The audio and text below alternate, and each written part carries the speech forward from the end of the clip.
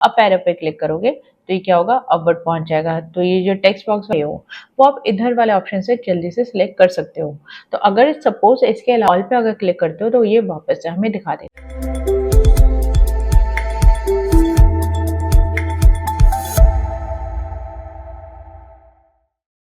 Hello students, welcome back to our channel skill people. So आज हम लोग आगे का टॉपिक देखेंगे। आज हम लोग देखने वाले हैं कि अरेंज टैब में जैसे अगर हमें कोई भी चीज़ को फ्रंट में लेके आना है या बैक में लेके जाना है या हमें सिलेक्ट करना है तो वो हम कैसे कर सकते हैं। तो चलिए स्टार्ट करते हैं हमारा आज का प्रैक्टिस क्लास। तो आप देख सकते हो मेरे स्क्रीन पे मैंने यहाँ पे चूज किया हुआ है शेप जिसमें लिखा है डिफॉरेस्टेशन। अब डिफॉरेस्टेशन जैसे आप चूज करोगे तो ऑटोमेटिकली क्या होगा, फॉर्मेट टैब अपने आप से आ जाएगा। तो हम जाएंगे फॉर्मेट टैब के अंदर ही। तो फॉर्मेट टैब के अंदर है अरेंज वाला ग्रुप, ठीक है। तो अब इसमें आपको क्या करना है कि जैसे सिलेक्शन जो पैन है, सिलेक्शन पैन से क्या होता है कि जो भी आप ऑब्जेक्ट यहाँ पे चूज करना चाहते हो तो वो ऑब्जेक्ट यहाँ पे चूज हो सकता है। जैसे क्या है कि इससे फायदा ये हो जाता है कि जो भी आप ऑब्जेक्ट यहाँ पे चूज कर रहे हो ना उसको सिलेक्ट करना थोड़ा सा ईजी रहता है। तो इस वजह से हम लोग यहाँ पे सिलेक्शन पैन का यूज करते हैं। अगर आपका ये नीड है तो आप यूज करोगे, अगर नीड नहीं है तो अगेन यूज करने की कोई जरूरत नहीं है, क्योंकि जरूरी नहीं है कि भाई हम लोग हर एक ऑप्शन को यूज करें, ठीक है। तो अब ये मैटर करता है कि आप जो भी यहाँ पे डॉक्यूमेंट बना रहे हो, जो भी आप डॉक फाइल यहाँ पे तैयार कर रहे हो तो उसमें आपको कितना क्या क्या नीड आ रहा है, ठीक है। सो अगर हमें सिलेक्शन पैन अगर यूज करना है तो इसमें आप क्या करोगे, सिलेक्शन पैन पे आप क्लिक करोगे। जैसे सिलेक्शन पैन पे क्लिक करोगे तो पैन का मतलब क्या होगा, साइड में हमारा पूरा एक नेविगेशन का पूरा दे देगा। तो वो पूरे सिलेक्शन का एक पैन ओपन करके दे देगा, ठीक है। अब जैसे इसमें हमने दो ही चीजें यूज करी है, वो क्या है, दो शेप्स हमने अलग अलग लगाई हुई है। एक तो ये डिफॉरेस्टेशन वाले का जो शेप है वो आ रहा है, एंड देन ऊपर वाला जो हमने यहाँ पे जो हेडिंग था, हेडिंग में जो अपडेट किया था वो वाला, ठीक है।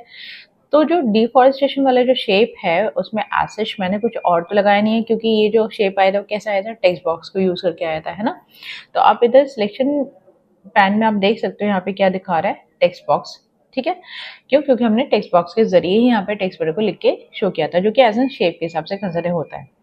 अब अगर आपको यहाँ पे लाइक दिखाना है या हाइड करना है या शफल करवाना है तो वो आप कर सकते हो। जैसे अप एरो पे क्लिक करोगे तो ये क्या होगा, अपवर्ड पहुंच जाएगा। तो ये जो टेक्स्ट बॉक्स वाला है वो कहाँ पहुंचा, अपवर्ड पहुंच गया। अगर आपको टेक्स्ट बॉक्स वाले को डाउन लाना है तो डाउन लेके आ सकते हो, बट उसके लिए आप क्या करना होगा, आपको ऑप्शन चूज करना होगा कि आप भाई कौन सा वाला यूज करना चाह रहे हो। कि जैसे राउंडेड रेक्टेंगल, राउंडेड रेक्टेंगल किसका है, जो हमने हेडिंग दिया था वो वाला। अब जैसे मैंने राउंडेड रेक्टेंगल को चूज किया सिलेक्शन पैन में तो आप देख सकते हो अपने आप से सिलेक्ट कौन सा हो के आया है, जो हेडिंग था वो वाला ही तो चूज होके आया।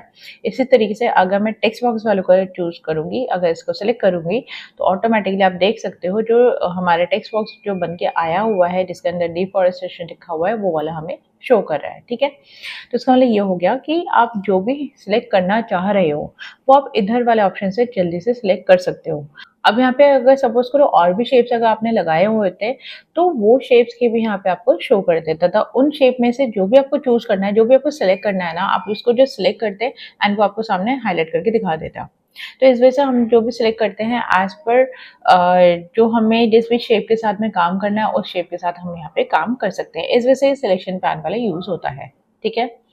अब अगर आपको लग रहा है कि लाइक कोई ऐसा है लाइक जो भी आपने शेप वगैरह यूज़ किया है, टेक्स्ट बॉक्स वगैरह यूज़ किया हुआ है, तो वो अगर आपको हाइड करना है वो आप हाइड कर सकते हो। अगर शो करना है आप शो भी कर सकते हो। जैसे अगर मैंने हाइड ऑल पे क्लिक किया तो आपने आपसे क्या हुआ, जो भी मैंने यहाँ पे टेक्स्ट बॉक्स यूज़ किया था, जो मैंने शेप यहाँ पे यूज़ किया था वो हाइड हो चुका है, वो आपको यहाँ पे नहीं दिखेगा, ठीक है। बट अगर आप शो ऑल पे अगर क्लिक करते हो तो ये वापस से हमें दिखा देगा। तो इसका मतलब क्या हुआ, अगर आपको लग रहा है कि नहीं मुझे यहाँ पे शेप्स वगैरह शो नहीं करना है, टेक्स्ट बॉक्सेस जो हमने अप्लाई किए हैं वो नहीं शो करना है, आप हाइड कर दो, ठीक है। हाइड ऑल ही होगा क्योंकि सभी को ही हाइड करेगा उस पर्टिकुलर पेज में, ठीक है। या अगर आपको शेप को करना है तो आप शेप के लिए भी कर सकते हो, ठीक है। तो ये डिपेंड करता है कि आपने जिस पेज में आप काम कर रहे हो उस करंट पेज में आपने जो भी शेप्स लगाए हैं वो आपको दिखाना है या हाइड करना है, वो आपके ऊपर डिपेंड करता है, ठीक है।